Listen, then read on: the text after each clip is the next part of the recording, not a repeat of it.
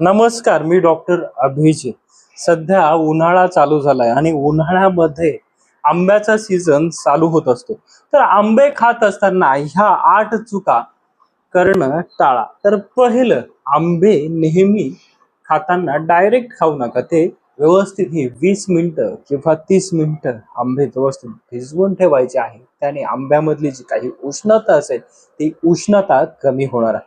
त्यानंतर जास्त जर आपण आंबे खात असाल तर त्यामुळे आपल्या तोंडामध्ये फोड म्हणजेच माउथ अल्सर्स येऊ शकतात, चेहऱ्यावर पिंपल्स येऊ शकतात, ऍसिडिटीचा त्रास वाढू शकतो. त्यामुळे आंबे प्रमाणात खायला पाहिजे. आंब्यासोबत दुधाचं कॉम्बिनेशन खाणं टाळावं. आंबा आणि दूध आपण जर जास्त प्रमाणात खाल्लं तर त्याने आपल्याला अपचनाचा त्रास होऊ शकतो.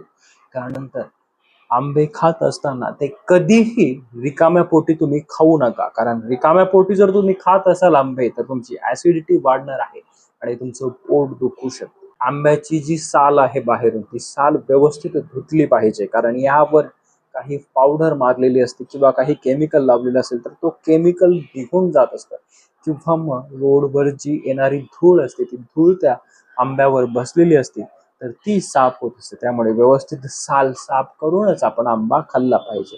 त्यानंतर सगळ्यात महत्वाचं, ज्यांना डायबिटीज आहे, डायबिटीजच्या रुग्णाने आंब्याचं लिमिटेड पोर्शन मध्येच सेवन करावं.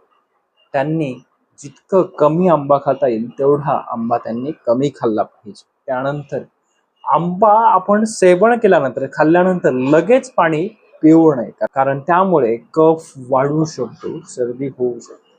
त्यामुळे लगेच पाणी पिणं टाळावं.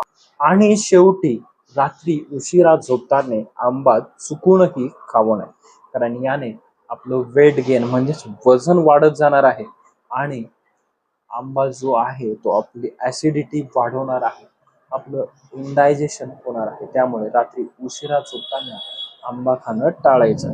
तर आंबा खाताना ह्या 8 चुका तुम्ही टाळा आणि तुमच्या शरीराचं आंब्यामुळे होणारं नुकसान आहे ते तुम्ही टाळा. व्हिडिओ आवडल्यास व्हिडिओला लाईक करा, रिशेअर करा. इंस्टाग्राम, यूट्यूब आणि फेसबुक तिन्ही माध्यमांवर व्हिडिओ बघायला विसरू नका.